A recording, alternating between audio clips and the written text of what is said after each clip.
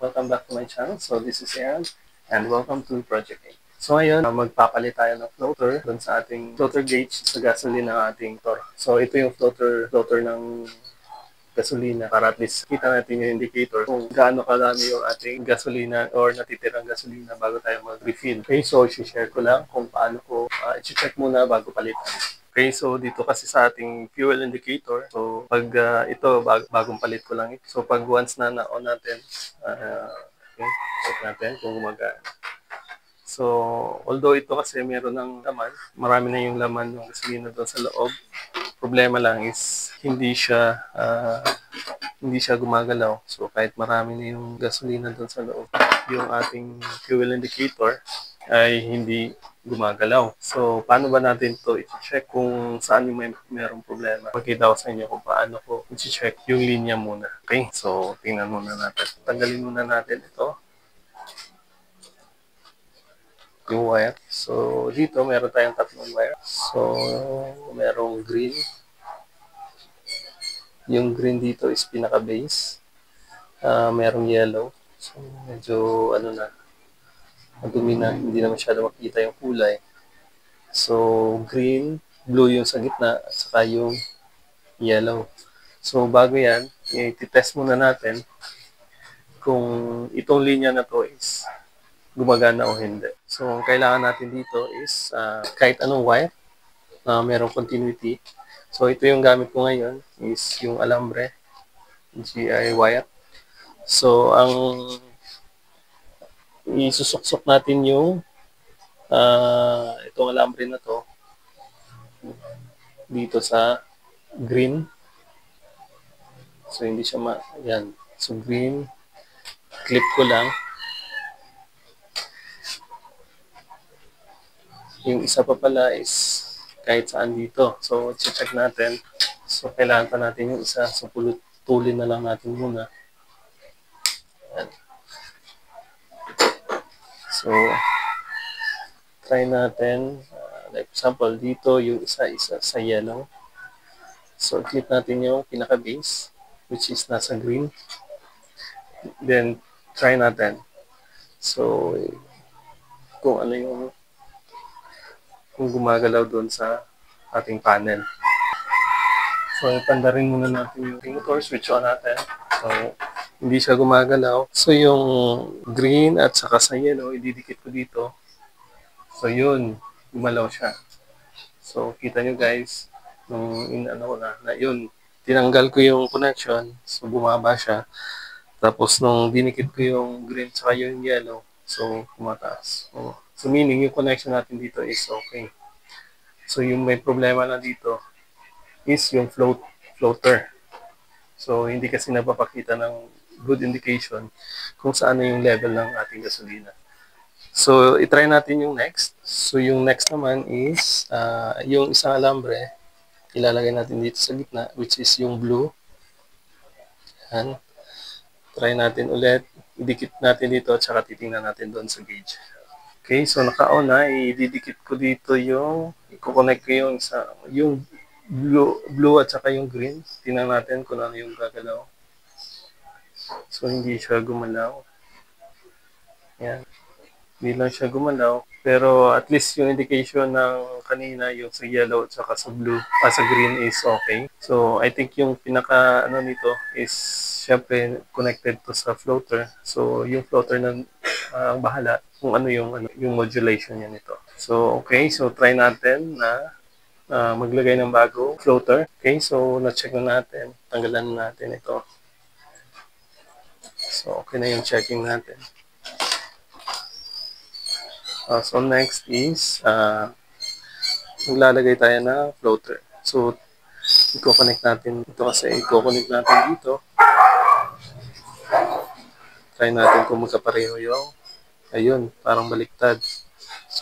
Pag kinonnect kasi dito, yung green yung dito sa gilid, yung sa gitna kasi dito sa motor mismo is yung blue. Kaso yung dito sa gitna is yellow. Tsaka dito sa gilid is dito sa gilid nito is yellow. Pero dito sa gilid dito is blue. So, tingnan natin kung ano yung effect. So, isasalpak natin. Yun, himpitan natin ng konti. Para yung connectivity is connected talaga siya. So, close muna natin ito ng sandali. Okay, so nakikita nyo, yan, tumataas. Saka yung bumababa. So, meaning, yung ating floater is gumagana. So, pag nilagay natin konti na sa gitna, so makikita is ma-adjust din sa gitna. So, yan, yung mga indicator. So, meaning, gumagana talaga yung floater na binili natin bago. So, yung position sa loob ng tank is parang ganito. Yan. So, pag bumaba yung level ng gasolina is, yung level ng ano is bumababa. So, pag nag-full tank tayo is tumataas ito. Tumataas din yung fuel indicator. So, pero yung tinignan ko, parang baliktad yung effect. So, kasi hindi tugma yung color coding niya. Hindi tugma yung color coding doon sa kanya connection. So, pag ganito, bumaba, baliktad. So, pag bumaba, doon sa fuel gauge is tumataas.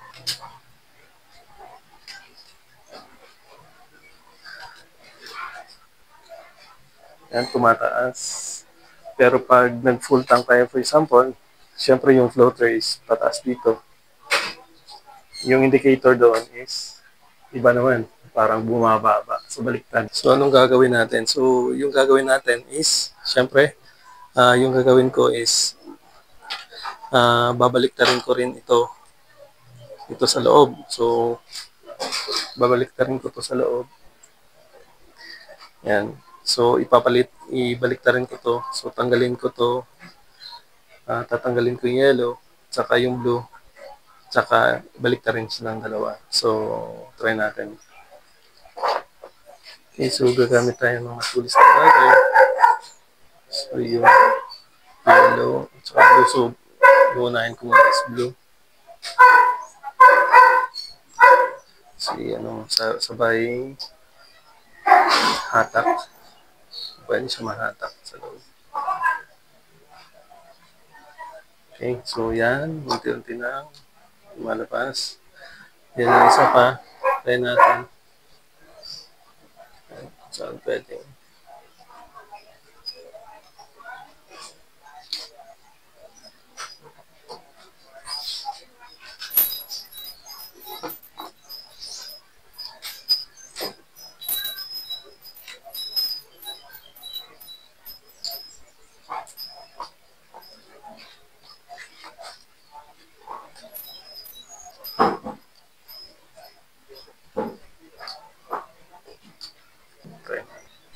Okay, so try natin itong tweezer. So, okay. Ano natin.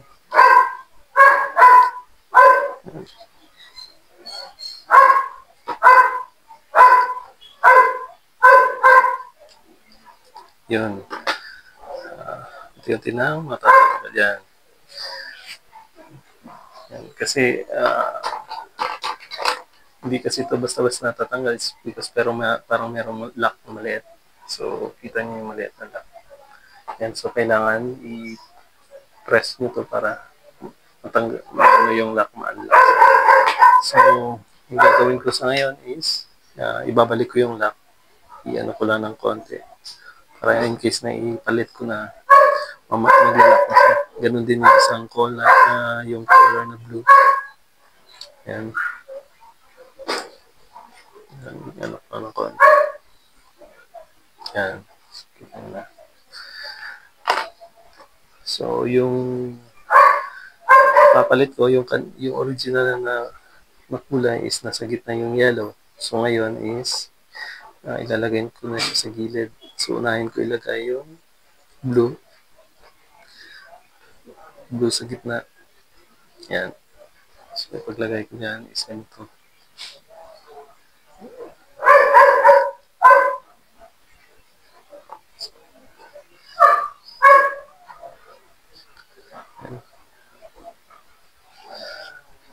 Hindi siya, baliktarin natin.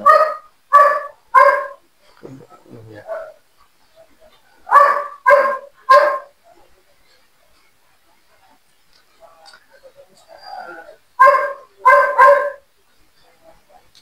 Ayan. Ayan, okay na. So, yung blue. So, next is yung yellow.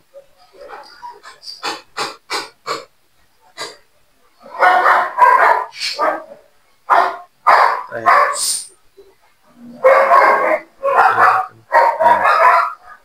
Ayan. So, hindi siya nahuhugot. So, meaning nakalap na sa loob. Okay, so ibabalik natin. Try natin ulit i-check. So, i-connect natin. So, dito is okay na. Nandito na yung yellow. Yellow din ito. Yung sa gitna is nasa blue. Saka yung gilid is yung green. So, isasapak natin. Okay, so nilagay ko na. So, ito na yung indicator. So, sa float valve. So, pag nagkaroon ng nag-refill, umaangat yung floater. So, magpo-full siya. Either magpo-full or pupunta sa kung anong level na meron. Kung gaano na kadami yung gasolina doon sa loob ng tanke. So, gumagalaw-galaw yan. Isa level kasi ng floater doon sa loob ng tanke. So, pag tumaas ito, or for example, nagpo-float ito, yan, tumataas din yung indicator doon sa ating panel. So, pag bumaba or meron ng indicator. So, yan. Okay? So, pwede na natin itong ipalit doon sa dating floater. Wait lang. Ito na guys, ready na tayong palitan yung ating floater.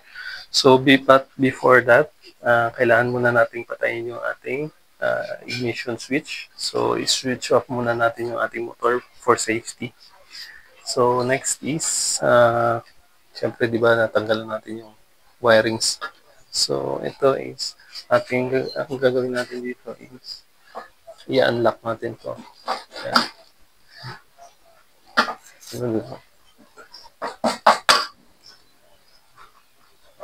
Okay.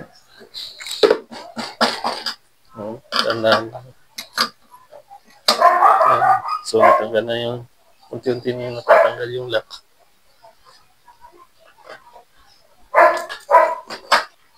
So, gamit tayo ng long nose. Ayan. Ayan natin dito banda.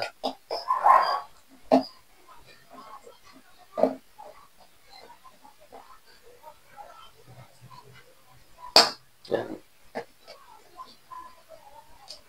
Ayan. So, nung nasa slot, unti natin tanggalin natin yung lock. Saka i-lift up natin dito. Try muna natin tanggalin yung gasket. Okay, dahan-dahan natin i-lift up. So, yun. So, ito yung floater na nanggaling dito sa ano. Problema lang, yung binili kong floater parang mas mahaba. Mas mahaba yung parang hindi tama. Pero try pa rin natin kung ano yung magiging resulta. Kung pwede pa rin ba ito o hindi. So, yung gagawin natin dito is parang ganito yung sa loob. So, yan. So, yan. Pagkaibahan lang kasi medyo mahaba yung ano nito, floater. Yung in-order ko is 4-way 100 pero hindi ko alam kung bakit magkaiba. Pero try lang natin. Okay? So, ito yung palitan natin. Try natin ipasok yung bago sa loob. Yan. Masyado mahaba. Pero parang okay naman, kasya. So next, ilalagay natin yung lock.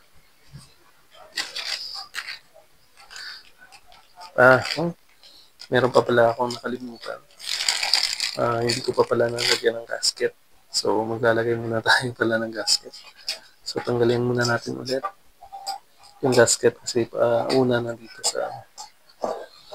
So tanggalin muna natin. Pasok natin yung gasket. Saan ba yung kahit magkapalit-palit pwede rin pala. Kasi pareho lang yung ano niya. So yan, pasok natin. Dito. Pasok natin ulit. Pasok natin ulit. Yan. Diyan. So, ito yung bago yung lock. So, pasok natin ulit dito sa wire yung isa for the para sa lock. And then, yan. Mats din pala. So, yung gagawin natin is diin natin at saka ikot. Yan. Ikot natin. Yan. So, bumangga na sa lock sa kanyang slot. So, hindi na natin pwedeng ikutin pa. Okay, so next, try natin i-connect ito. Masyadong mahaba yung wire. So, yung gagawin ko dito is i-ano ko na lang. Ilagay ko na lang siya sa tamang slot niya dito. Na hindi siya maikat. So, try muna natin i-check kung gumagana. So, i-connect natin yung connection. Ayan. Switch on natin. Yun, I think okay na. So, yan, gumagana. Gumagana na siya, pero syempre, medyo magkaiba lang yung floater na binili ko against dun sa original niya. Pero i-obserbahan natin kung talagang okay yung indication niya.